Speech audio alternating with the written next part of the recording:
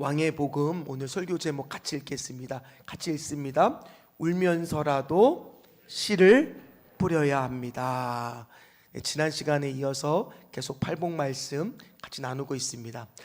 김우연이라고 하는 다큐멘터리를 찍는 사람이 쓴 책이 있습니다. 10년도 넘게 됐는데요. 이 책 제목이 뭐냐면 애통하는 자는 복이 있나니. 그 책을 보면요, 여러 사람들을 소개해 주고 있어요. 한 5명이 나옵니다. 근데 이 5명은 공통점이 있어요. 어떤 공통점이 있느냐? 다 하나님의 복음을 전하기 위해 애썼던 사람이라는 거예요. 그런데 그들의 현실에는 어떤 일이 일어났느냐? 복음을 전하러 갔는데 그만 아내를 잃었어요. 또는 자식을 잃었어요. 또는 그 중에 한 명은 본인이 죽었습니다. 세상 관점으로 보면 하나님의 복음을 전하러 가는데 어떻게 이런 일이 생길 수가 있을까? 심지어 그들의 삶 가운데 언뜻 보기에는 열매도 별로 없어 보여. 왜냐? 제가 그 5명의 이름을 저도 지금 기억이 안 나겠지만 얘기를 해도 우리는 다 잘 모르는 사람들이에요. 그런 사람들입니다. 그런데 어떻게 그들은 그렇게 거기 가서 복음을 전하면서 애통하는 그런 삶을 살았을까?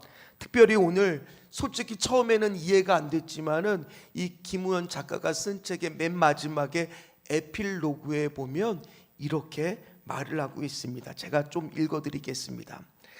하늘이 주시는 애통한 자의 복을 누리기 위해 아무리 폭풍우와 험난한 장애물이 우리 앞을 가로막아도 하나님의 풍경을 만나고 천국의 본질을 소유할 때까지 주께서 우리에게 주신 그 땅에서 울며 씨를 뿌리며 가야만 합니다. 제가 이 부분이 너무 중요해서 한 번 더 읽어드릴게요. 우리에게 주신 그 땅 끝에서 울며 씨를 뿌리며 가야만 합니다. 지금도 살아계신 주님이 그렇게 가셨으며 또 지금도 우리와 함께 그렇게 가시길 소망하시기 때문입니다.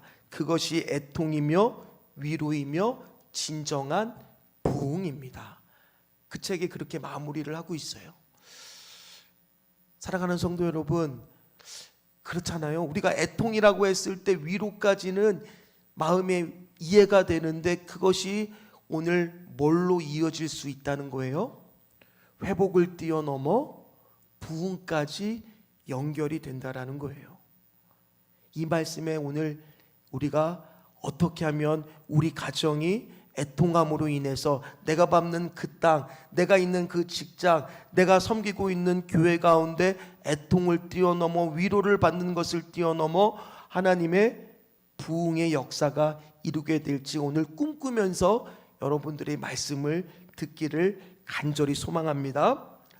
먼저 오늘 설교 제목이 그래서 울면서라도 씨를 뿌려야 된다라고 제가 잡았습니다. 지난 시간에 우리가 팔복의 말씀을 시작을 했습니다. 팔복은 따로 떨어진 개념이 아니라 내 심령이 가난해지는 순간 나의 죄성이 보이고 주님 없이는 살 수 없음을 깨닫게 되고, 그리고 주님이 정말 필요한 것을 깨닫게 되는 순간 내 심령이 가난해지는 거라고 말씀을 드렸어요. 그러면 그것이 오늘 어떻게 연결이 되느냐? 애통하는 마음이 생긴다라는 거예요. 특별히 오늘 팔복은 누구의 성품이라고 제가 말씀을 드렸어요? 예수님의 성품이라 그랬습니다. 자, 그러면 오늘 애통이라고 했을 때 먼저 애통에 대해서 우리가 알아봐야죠. 자, 애통이라고 했을 때 딱 먼저 떠오르는 게 눈물일 겁니다. 사람들은 언제 보통 많이 울까요? 최근에 여러분들은 언제 우셨어요? 아마 어떤 사람들은 너무 슬픈 영화를 볼 때, 슬픈 드라마를 볼 때도 뭐 할 때가 있어요? 눈물이 날 때가 있어요.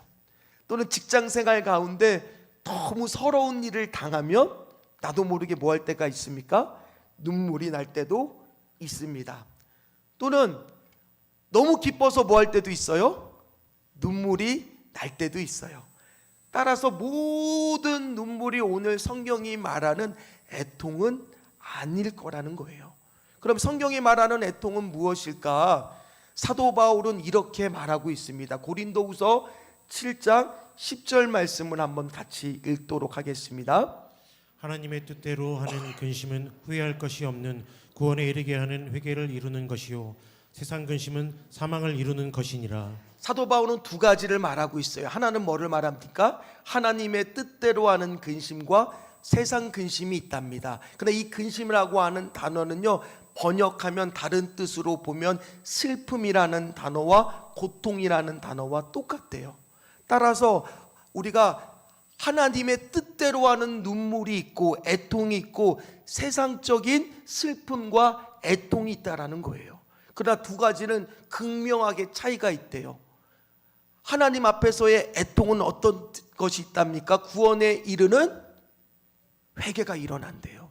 반대로 세상적인 눈물은 어떻게 됩니까? 사망에 이르게 한대요. 엄연한 차이가 있다는 겁니다. 그리고 그 말씀에 뒤이어서 11절에 보면 그 뜻이 더 자세하게 나옵니다.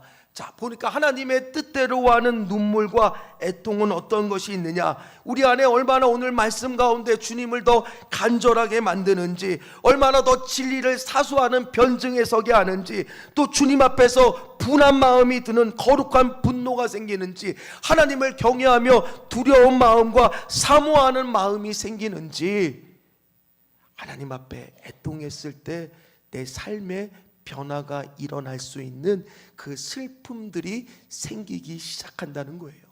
따라서 세상 슬픔과 오늘 하나님의 뜻대로 하는 슬픔은 분명히 차이가 있다는 거예요. 따라서 여기 애통은 누구 앞에서 우는 것을 말할까요? 하나님 앞에서 울 때가 애통이라는 거예요. 그럴 때 하나님은 그 애통하는 자를 오늘 말씀에 보니까 뭐 하신다고요? 위로하신다고요. 특별히 성경에서 애통은요, 구원과 항상 관련이 있습니다. 여러분들 다 아는 다윗 다 아실 겁니다. 다윗이 왕이 됐어요.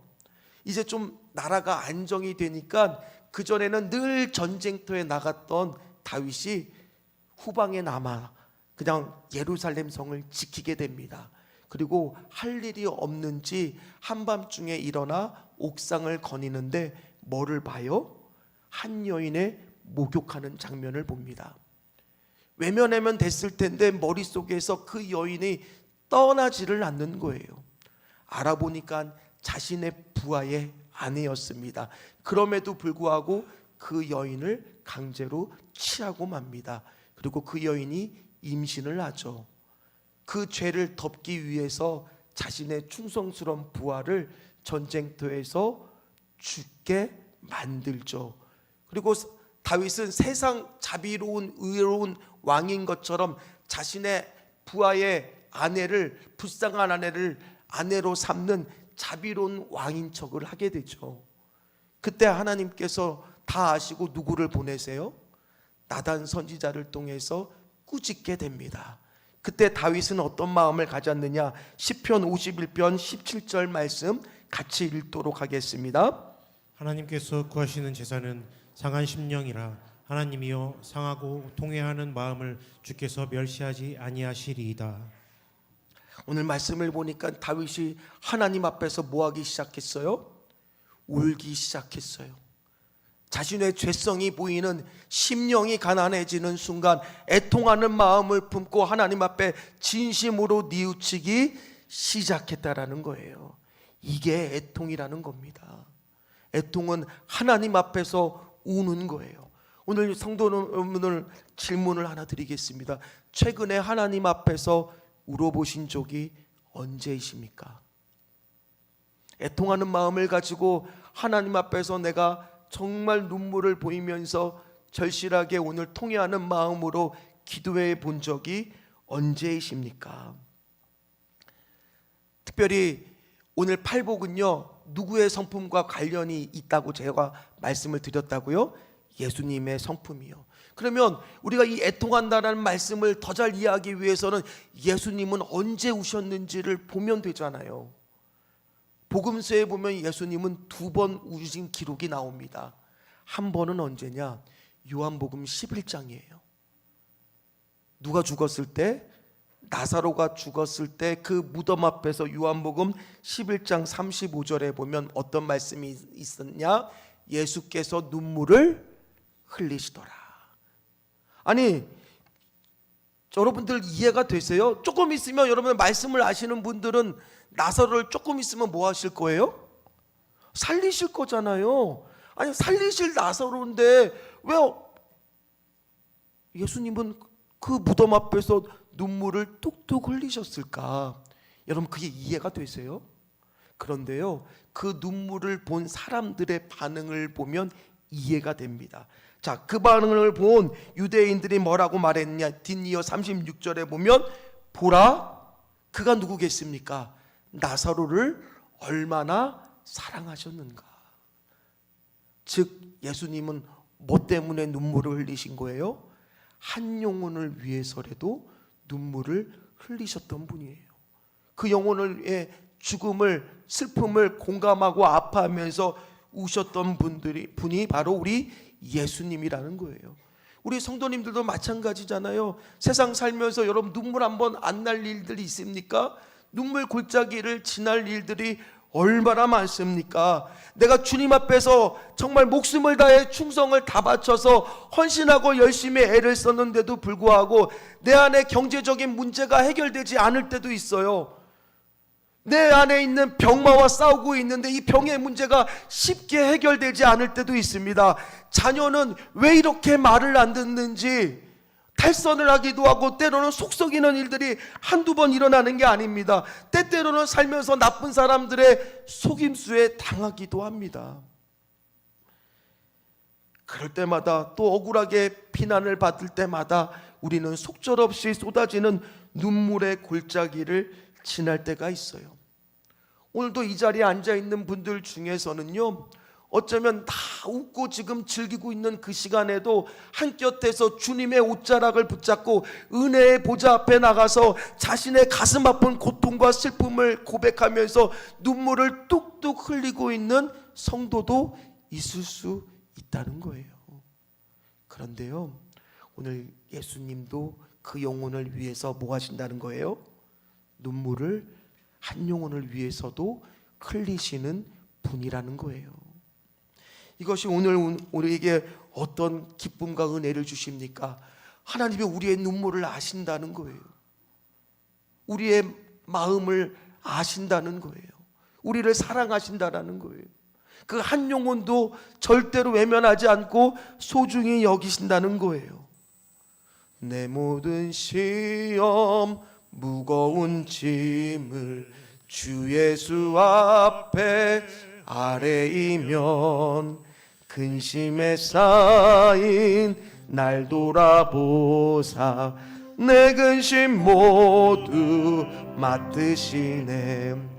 무거운 짐은 나 홀로 지고 견디다 못해 쓰러질 때 불쌍히 여겨 구원해 주리 은혜의 주님 오직 예수.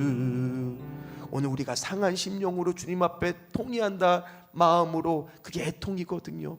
그 마음으로 기도할 때 주님의 음성이 있으실 거예요. 내가 다 안다. 내가 너의 눈물을 보았다. 오늘 주님 앞에 이렇게 통회하는 마음으로 기도할 때 하나님은 그 기도를 들으시는 줄 믿습니다. 성경에 나오잖아요. 엘가나라고 하는 사람은 아내가 2명이 있었습니다. 하나는 불인나였고 하나는 한나였습니다. 불인나는 자식이 있었으나 한나는 자식이 없었어요. 그래서 불인나가 늘 자식을 가지고 유세를 떠는 거예요. 괴롭히는 거예요. 놀리는 거예요. 조롱하는 거예요. 한나의 마음이 너무 괴롭고 힘들었어요. 그런데 남편이요, 한나한테 잘해줬어요. 그러면서 뭐라고 말하느냐? 내가 10 아들보다 낫지 아니하냐. 그런데 그게 절대로 한나한테 위로가 안 됐어요. 그래서 한나가 어디로 갑니까? 성전으로 달려가 하나님 앞에 기도하기 시작합니다. 사무엘상 1장 10절 말씀입니다. 뭐라고 나옵니까? 한나가 마음이 괴로워서 여호와께 기도하고 통곡하며. 사람이 주는 위로로는 만족하지 못했던 한나가 하나님 앞에서 기도하면서 울면서 씨를 뿌리고 있었습니다. 세상 사람들은 엘리 제사장조차도 술에 취한 여자가 이런 데 와서 이러지 말라고 말렸어요. 그러나 한나는 뭐라고 해요? 나는 마음이 슬픈 여자라. 나는 오늘 마음이 슬픈 여자라. 포도주나 독주를 마신 것이 아니요 요 앞에 내 심정을 지금 통하는 기도를 하는 것뿐이니 하나님 앞에 자신의 애통함을 기도하면서 울면서 씨를 뿌렸어요. 그랬는데요, 어떤 일이 일어났습니까? 답답해서 기도하고 가슴을 치면서 통곡하면서 기도했더니 하나님이 그를 생각한지라. 하나님이 그 눈물을 보았다는 거예요. 그 기도를 보았다라는 거예요. 그래서 돌아가서 남편과 동침하여 아들을 낳으니 그 아들이 바로 누굽니까? 사무엘을 낳게 되는 거예요. 사랑하는 성도 여러분, 예배 때는 눈물이 있어야 돼요. 눈물이 날 때는 우셔야 되는 거예요. 그리고 기쁨이 넘칠 때는 웃을 수도 있어야 되는 거예요. 우리 성도들이 항상 경직돼 있어요, 문제는. 그래서 아멘도 더 크게 하셔요.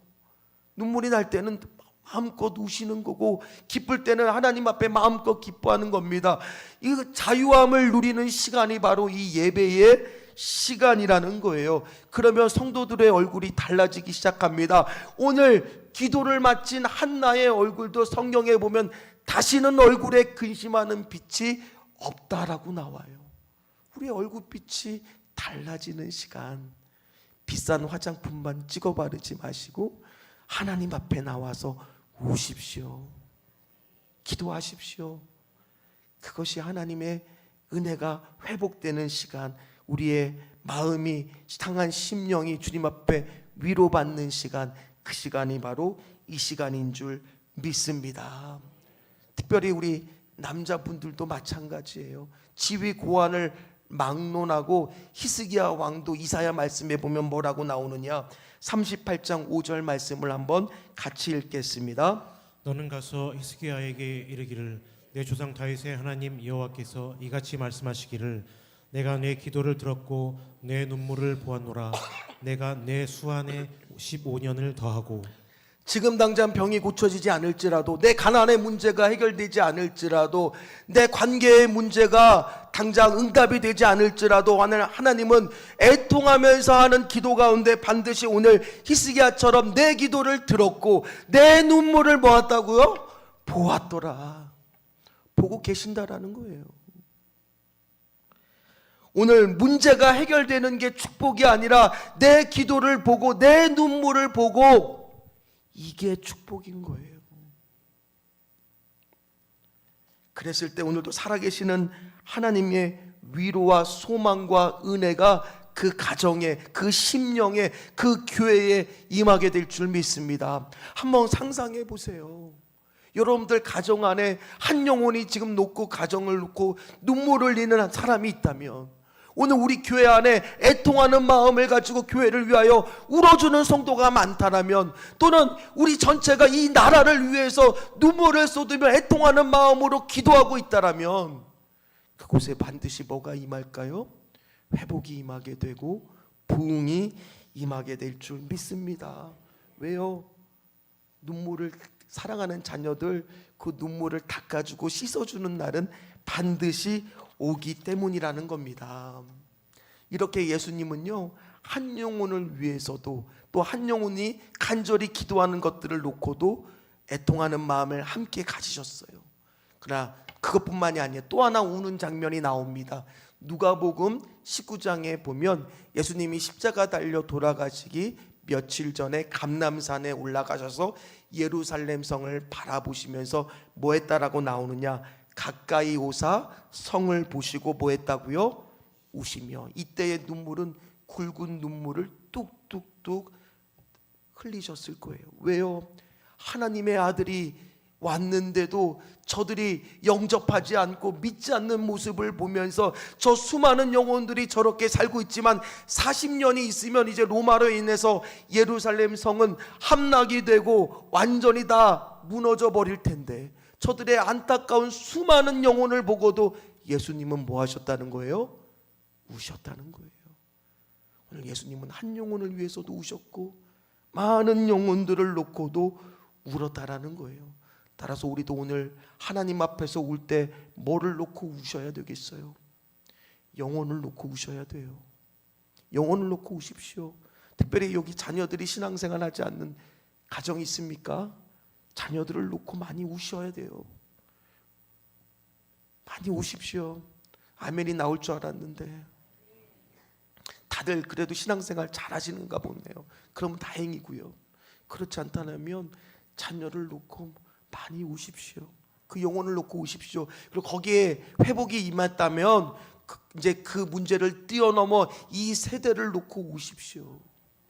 이 세대가 지금 어떤 세대입니까? 이 다음 세대가 복음화율이 3% 미만일 정도로 지금 복음이 전해지지 않고 다음 세대가 많이 교회를 떠나 지금 교회를 놓고 이리저리 지금 비난과 비판의 화살들이 쏘아대지 않습니까? 이 세대를 놓고도 우리가 가슴 아파하면서 가슴을 치면서 울어야 되는 거예요. 왜요? 성경에 나오는 분들이 다 애통이 있거든요. 여러분 알고 있는 이사야, 예레미야, 느헤미야가 그랬습니다. 대표적으로 제가 세 사람의 말씀만 가지고 나왔어요.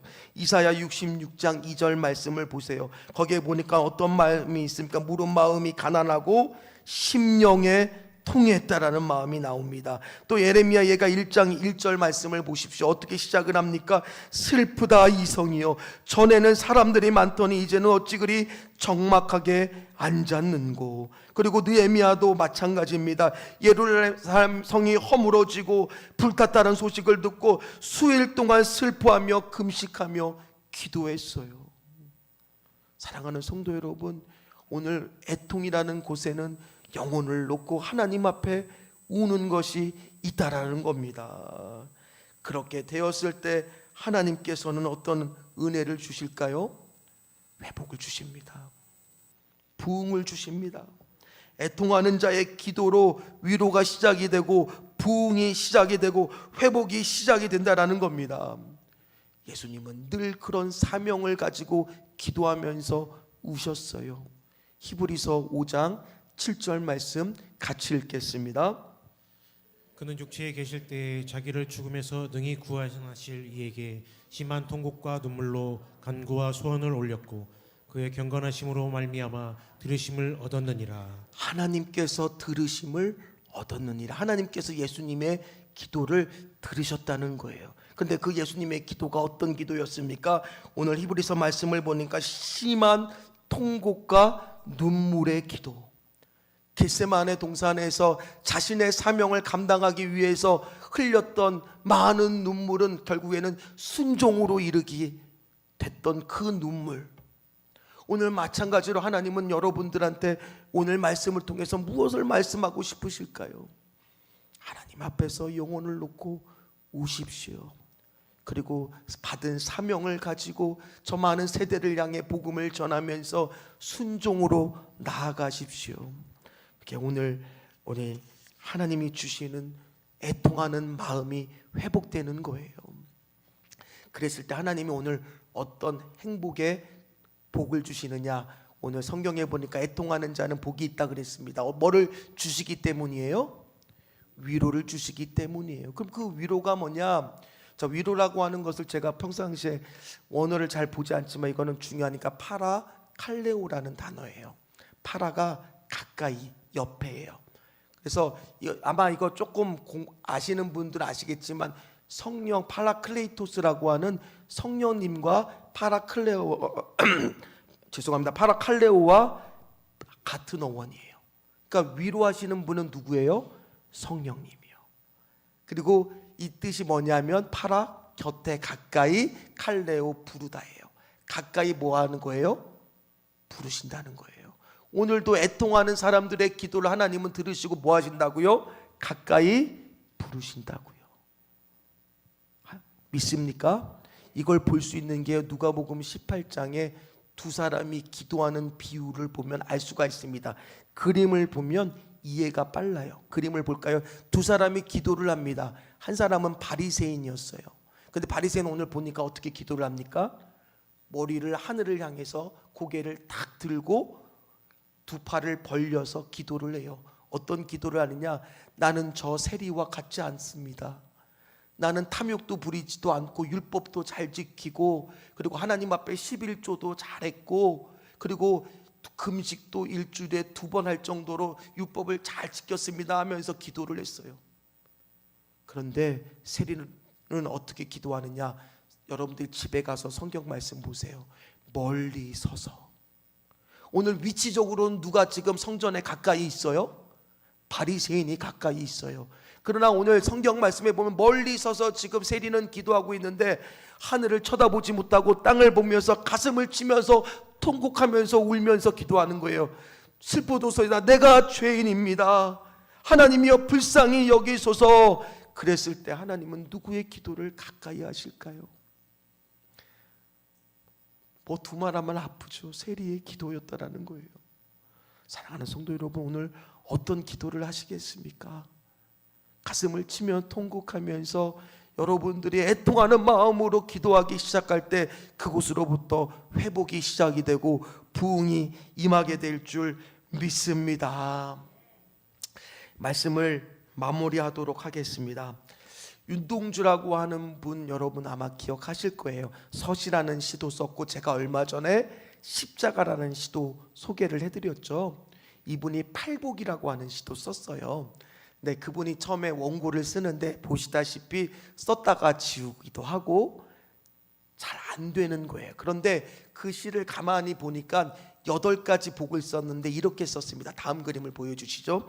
슬퍼하는 자가 복이 있나니, 슬퍼하는 자가 복이 있나니, 슬퍼하는 자가 복이 있나니.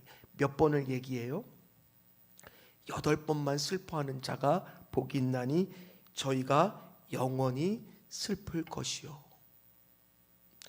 이 하나님을 믿는 윤동주 시인은 왜 저렇게 쓸 수밖에 없느냐?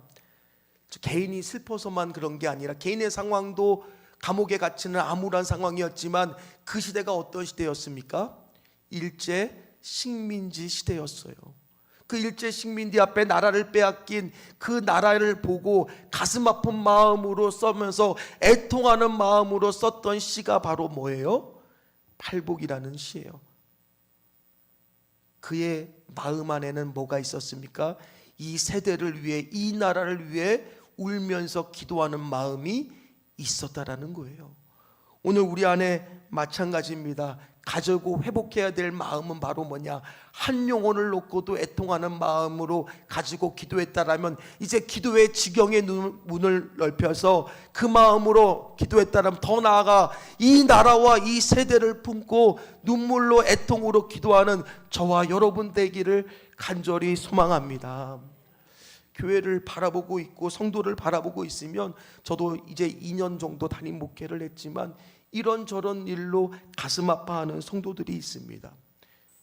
때때로는 말 못할 아픔과 상처와 병과 어려움을 놓고 기도하다 보면 그리고 그거를 저한테 나누다 보면 저도 때때로는 가슴이 먹먹해지기도 하고 마음이 많이 아프기도 하고 때로는 기도하면서 눈물이 나기도 합니다. 어떠한 가정이라도 이렇게 다 제가 살펴보니까 아무리 겉으로 보기에 멀쩡한 가정이라고 보일지라도 그 가정 안에는 다 눈물의 양이 있더라고요. 모든 가정에는 다 뭐가 있을까요? 눈물의 내용은 다르지만 눈물의 양은 다 있어요. 다 갖추고 있어요. 그래서 오늘도 저는 기도합니다. 하나님, 우리 성도들이 눈물이 좀 마르게 도와 주시옵소서. 그러나 만약에 눈물 날 일이 생길 수밖에 없다라면 우리 하나님 앞에서 우는 우리 성도들 되게 하여 주시옵소서.